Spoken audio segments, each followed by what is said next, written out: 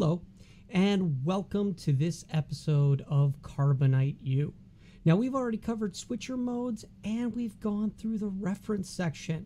So in this episode, let's get into how to set up our inputs and what all the configuration options offer to us. In Dashboard, we go ahead to our Configuration tab and then our Inputs tab.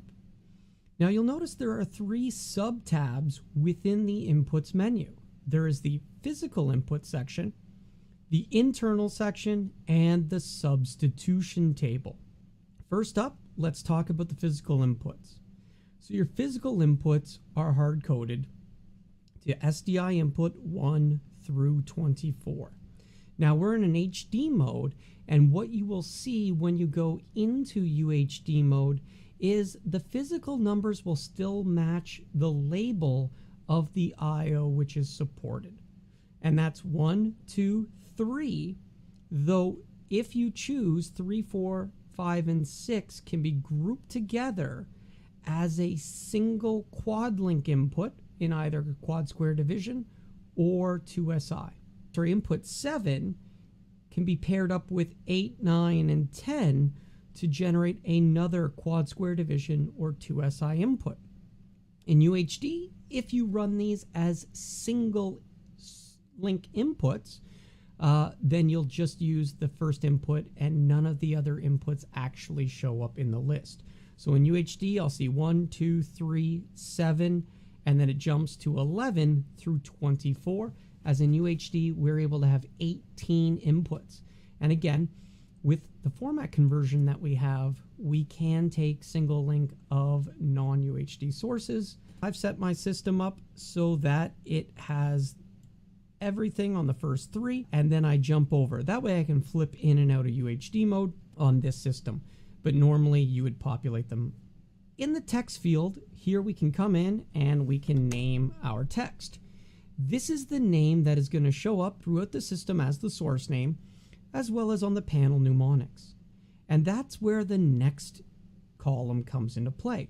Here, we can specify the font size, small, medium, and large, the color, green, orange, or yellow, as well as the inverse color. So whether or not we invert the text over top of the color. This gives you multiple combinations of how you want the text to appear on your physical panel. This is also represented when we go into the virtual soft panel find over here. But again, we'll come back to that after. Alpha source is where we define the input that we want this input to use as its alpha channel. That way, when we do an auto select key or a linear key, it'll automatically assign the alpha channel from the input that is providing that key source. CG1 is on input 7, so I clicked on its alpha source and I went to input 11, which was where I had named and added CG1A, so the alpha spigot that's coming from my expression graphics engine.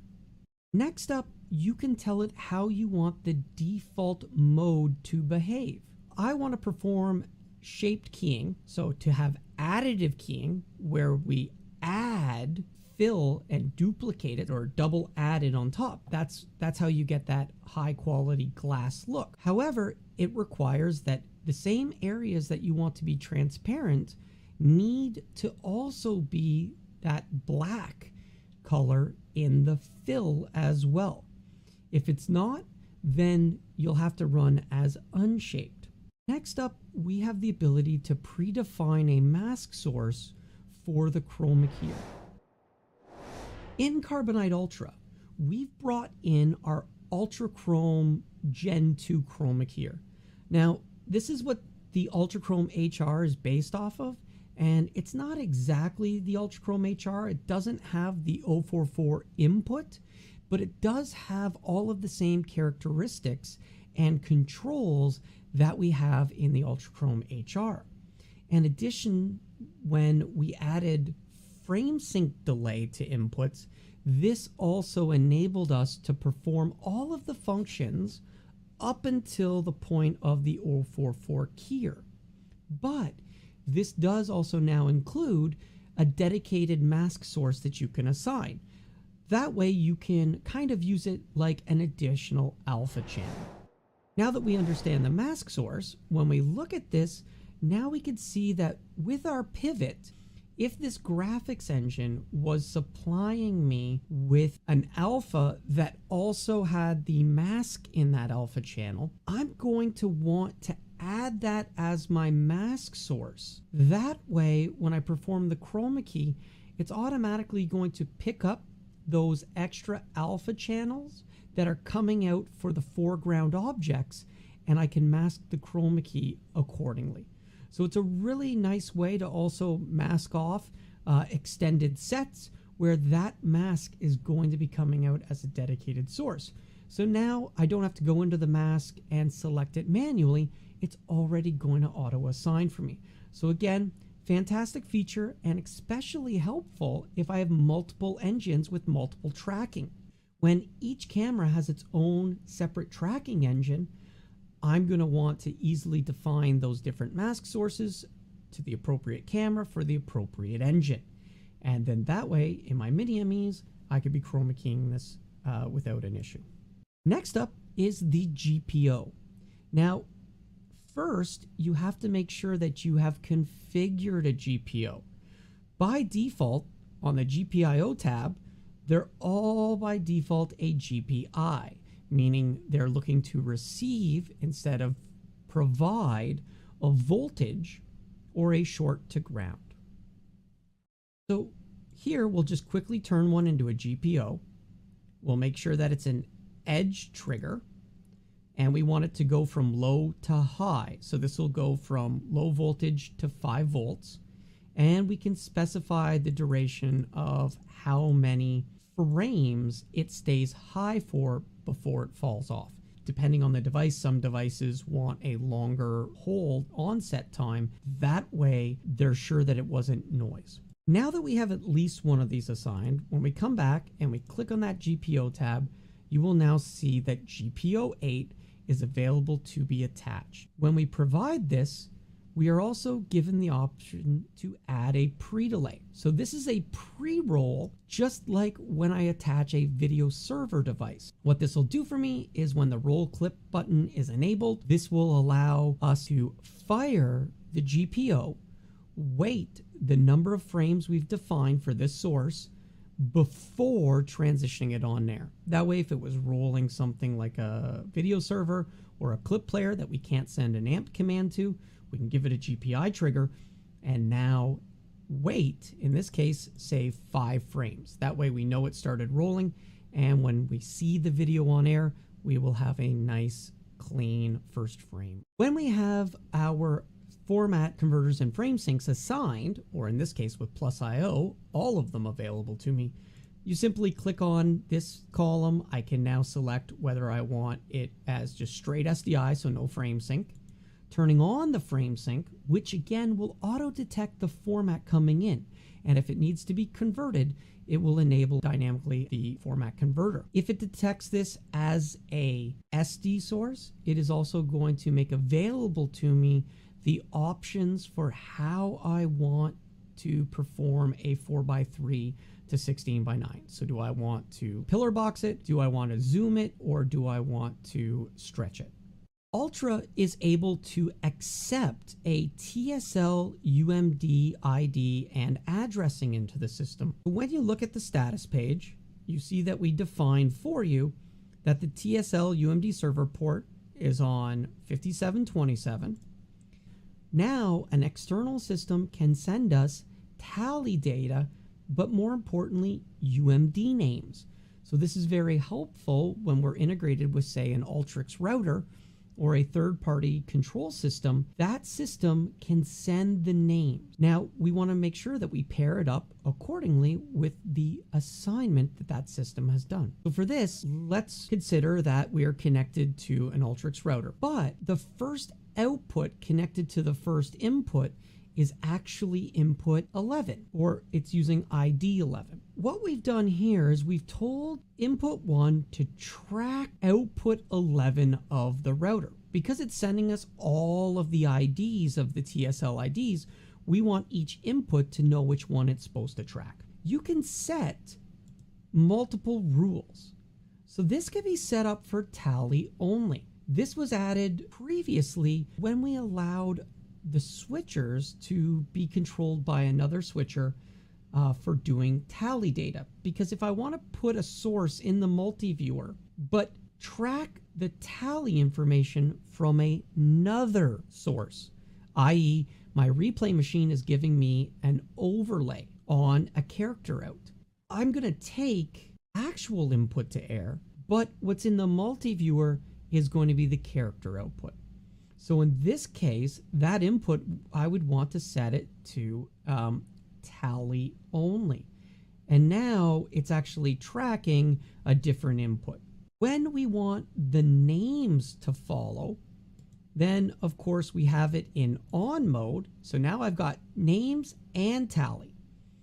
If we just wanted the name information, then we set this to off, and now the switcher will get its names from the router, following whatever is routed to it, which is output 11 connected to input 1, or whichever output has been assigned ID 11. It will allow the switcher to be defining the tally state for the device.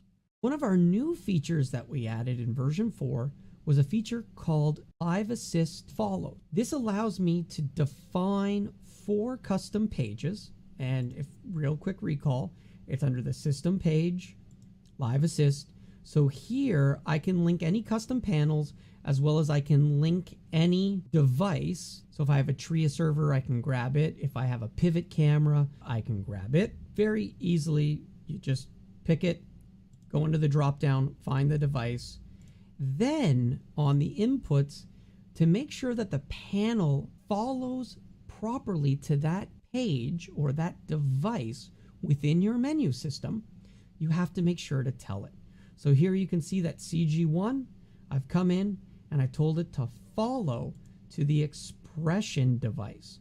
And now in my Live Assist menu, it's going to auto follow directly from that device. Very cool feature. Next up is the internal tab. The internal tab allows us to change the default names for all of the internal sources. And that includes buses, because a bus or an output can have a different name if you chose to do so, including aux buses. If I was using an aux bus to feed monitor 5, I can come in here and I can name that. Aux buses can also be used for direct panel source follows. In that case, I could go to aux2, and if aux1 was assigned on the bus map as a source, I can now select that. Anytime I make a switch on aux1, aux2 will be following as well. This also works within your keyers and your background buses and your preset buses. So I could use aux buses to feed DVE boxes within my keyers by assigning them an aux bus.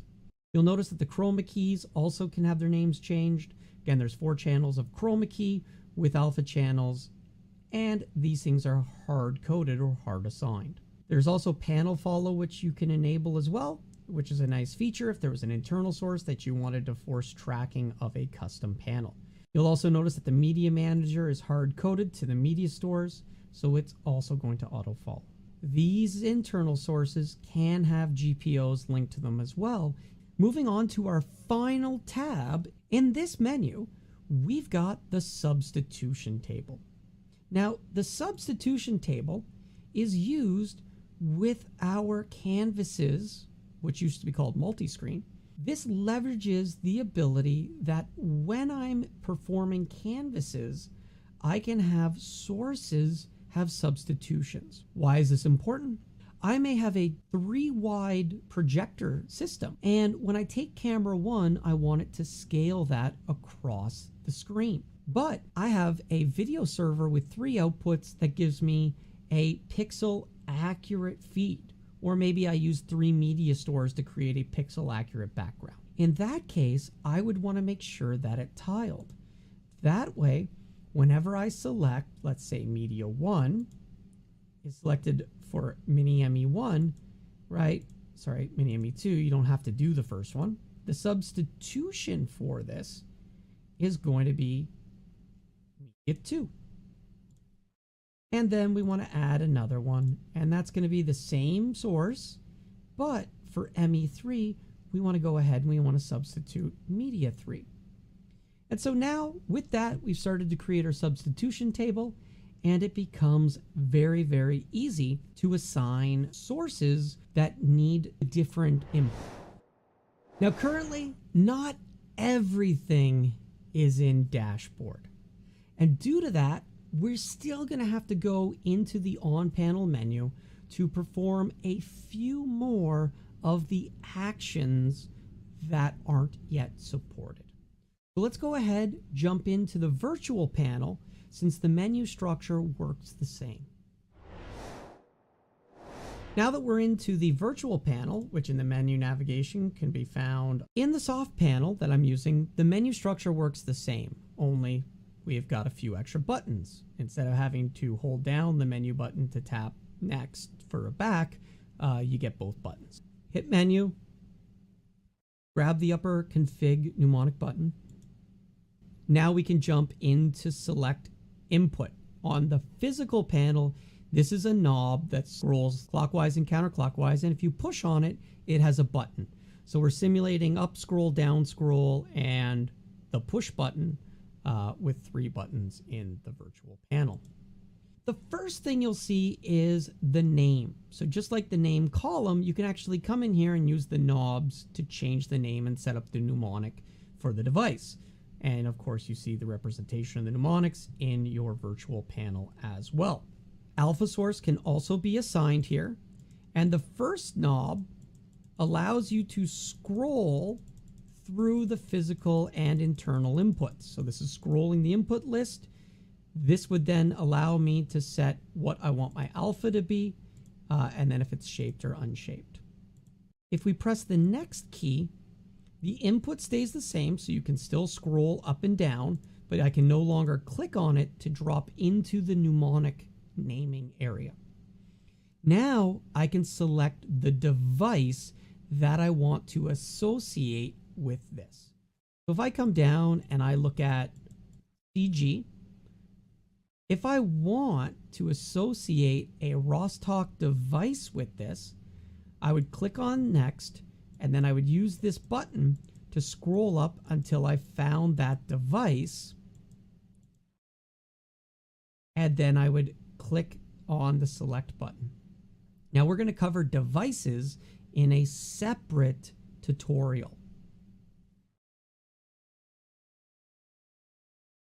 This is for external audio mixers like a Yamaha O1V96 or a DM1000. And this, obviously not available because I haven't set up an audio mixer. But now I would be able to link the channels or the faders that are to be associated with CG1 for when it goes to air. Just like before, we can set a GPO. So if I wanted 8 and then the pre-delay, it's all there. Our video type is where we can set up our SDI frame sync, or our quad frame sync. So we're going to go ahead and leave that as SDI. Now we can also create substitutions directly on the panel. However, as we saw from the dashboard entry, it's a lot easier from there. All of that information that you saw on dashboard, primarily it's setting up your audio channels for an external mixer and setting up the device control. Another topic might be the physical tally assignment, and again, we will cover that in a separate video. As you can see, setting up your inputs is a breeze in dashboard. We hope you enjoyed this, and for future videos, if there's something you want to see, please send us an email to switchers@rossvideo.com, and we'll see what we can do. Thanks for watching.